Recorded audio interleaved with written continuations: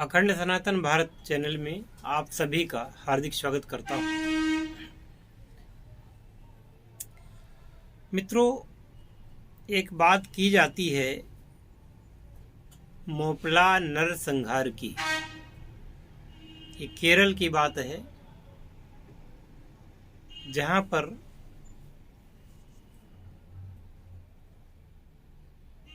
हजारों मंदिर तोड़े गए थे। आप लोग गूगल में जाकर के देख लीजिए, हजारों मंदिर तोड़े गए थे और हजारों हिंदू स्त्रियों के साथ बलात्कार हुए।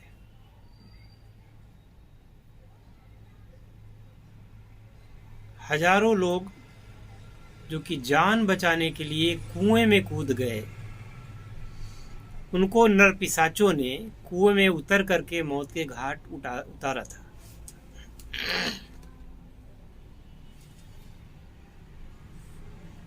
लेकिन तत्कालीन भारत की सरकार इसे केवल और केवल किसानों का आंदोलन समझती रही। आपको पता है कि केरला एक ऐसा राज्य है जहां पर भारत के कानून के हिसाब से काम नहीं चलता। अप्रत्यक्ष रूप से वहां की जो राज सत्ता है वो इस्लामिस्टों के हाथ में है। आपने एक साल पहले ये खबर तो सुनी ही होगी, हालांकि ऐसी खबरों को मीडिया दबा देता है, जिसमें कि एक पुलिसकर्मी महिला थी, वो ड्यूटी करके घर लौट रही थी, उनको जिंदा जला दिया गया था।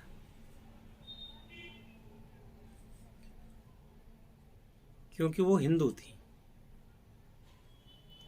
उत्तर भारत में कश्मीर और दक्षिण भारत में केरला, ये ऐसे स्थान हैं। एक तो प्रवेश द्वार है पहाड़ों के क्षेत्र से, जहां से गजवाए हिंद की तैयारी की जा रही है कि भारत में जब गजवाए हिंद होगा, पूरे देश पर गजवाए हिंद किया जाएगा, तो कश्मीर से लोग घुसेंगे, पंजाब से लोग घुसेंगे और यहाँ से केरला से। तो आज भी ये जो स्थान है, जैसे पश्चिम बंगाल,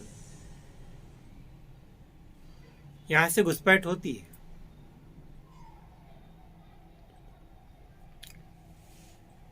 लाखों की संख्या में बांग्लादेशी घुसपैठिए यहाँ आकर के रह रहे हैं। आधार कार्ड बनवा लिए उन्होंने, नागरिकता ले ली, वोट बनवा लिए। और ये इसलिए संभव हो सका कि बहुत समय से वहाँ कम्युनिस्ट की सरकार थी। आज़ादी के बाद से ही कम्युनिस्टों की सरकार रही और ये कम्युनिस्ट हिंदू कम्युनिटी के खिलाफ काम करते हैं। ये कम्युनिस्ट मुस्लिम मतावलंबियों से प्रेरित ज्यादा होते हैं। तो इस प्रकार से बांग्लादेश तो गया ही, पश्चिम बंगाल भी इन्हीं कम्युनिस्टों और इसी मुस्लिम कट्टरवादियों के कारण आज भारत से अलग होता जा रहा है। वो व्यक्ति पश्चिम बंगाल का ही था जिसने जेएनयू से हुंकार भरी थी कि भारत तेरे टुकड़े होंगे, और जिसने ये हुंकार भरी थी कि हम भारत की सड़कों को अवरुद्ध कर देंगे, ट्रेनों को अवरुद्ध कर देंगे, जिससे कि बंगाल को अलग किया जा सके। और बड़ी ताज्जुब की बात है कि वो व्यक्ति आज भी वही सारे काम कर रहा है। इस गैंग के जितने लोग हैं सब जेल के बाहर ही हैं।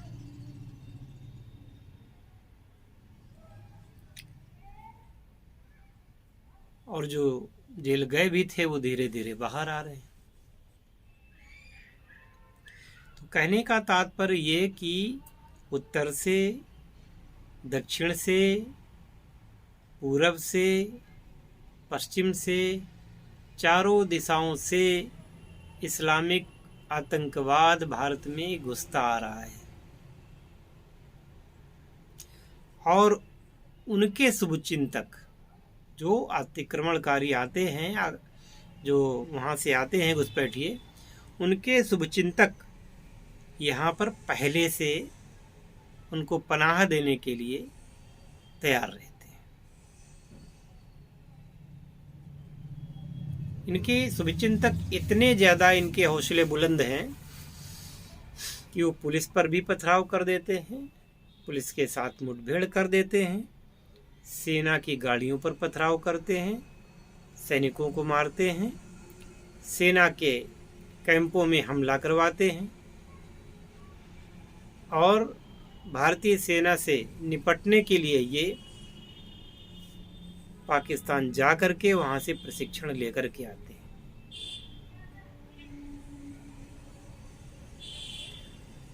धारा 370 हटने के बाद भी अगर आप सोचते हैं कि बहुत कुछ सुधर गया है, बहुत कुछ ठीक हो गया है, तो आप गफलत में हैं।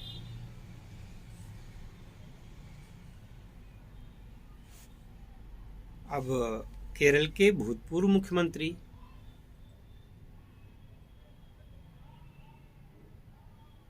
जिन्होंने बयान दिया था कि बहुत ही शीघ्र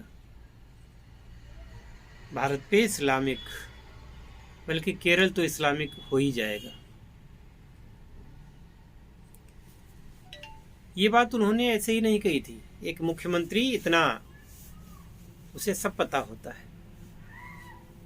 और चूंकि वो मुख्यमंत्री जी ईसाई धर्म से अपना संबंध रखते हैं, तो उन्होंने कहा है तो ठीक ही कहा है। लेकिन जो ईसाई भी हैं, ये कोई भारत के प्रति, भारत की जो मुख्य धारा है उसमें नहीं है। अगर वो इस्लामिक आतंकवाद के द्वारा, इस्लामिक कट्टरवाद के द्वारा भारत पर अपना शासन स्थापित करना चाहते हैं, तो ये लोग अपना क्रूस लिए घूमते हैं पूरे भारतवर्ष में। और आज 25 दिसंबर है। आज पूरे विश्व में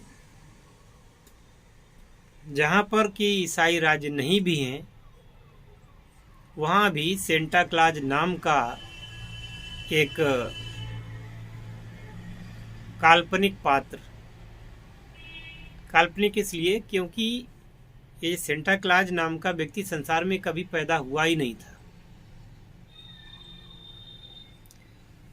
आज पूरे सब जगह बच्चों को टॉफियाँ बांटेगा, मिठाई बांटेगा, खिलौने देगा और लोगों की विश पूरी करेगा। भाई मेरी भी विश है, वो भी पूरी कर दे, मुझे अमेरिका का राष्ट्रपति बना दे तो मैं जानूं, मुझे पाकिस्तान और बांग्लादेश ये दोनों भारत में मिला दे, मेरी विश पूरी हो जाए तो मैं जानूं।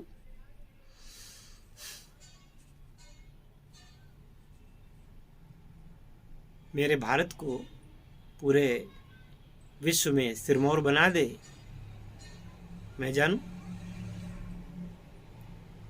तो चूंकि वो विश क्या पूरी करेगा, क्योंकि वो है ही नहीं।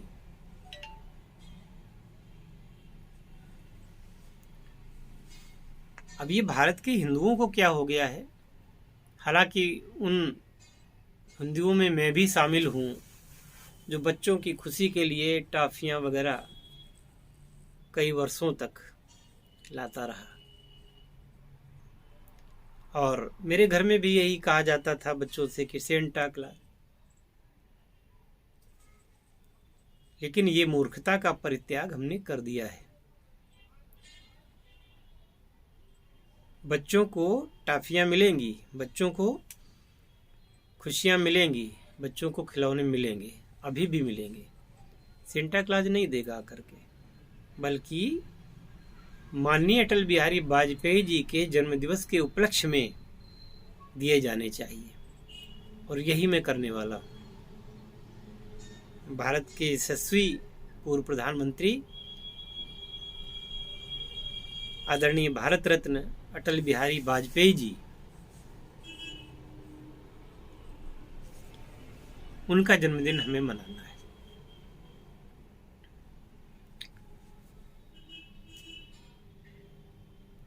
सभी को यही चाहिए और यही उचित भी है। या फिर गूगल कर लो कि 25 दिसंबर को और कौन कौन से महापुरुष जो भारत में हुए, सर्च कर लो, मिल जाएंगे। उनके नाम पर कुछ कर दो। लेकिन सांता और ये जो कुछ भी आता है, इन सब से दूरी बना के रखो, क्योंकि टाफिया नहीं है, जहर बांटते हैं। बच्चों को आदत मत लगाओ सांता क्लास की। बच्चों को उसका नाम भी मत बताओ। आवश्यकता क्या है?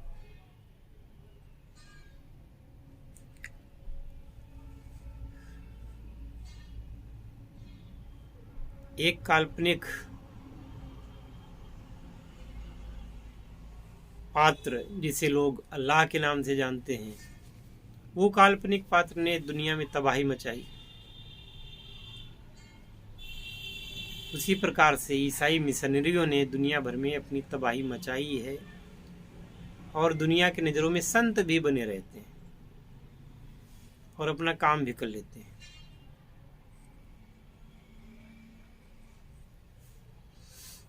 इनसे बचने की आवश्यकता है। आप देखिए, अगर इनमें कोई शक्ति होती तो बहुत सारे ईसाई समुदाय के लोग, बहुत सारे मुस्लिम संप्रदाय के लोग पुनः घर वापसी नहीं करते।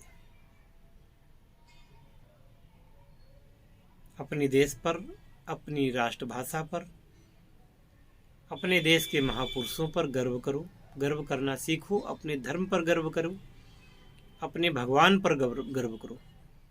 यही हमारे सबके लिए अच्छा है। जय हिंद, वंदे मातरम।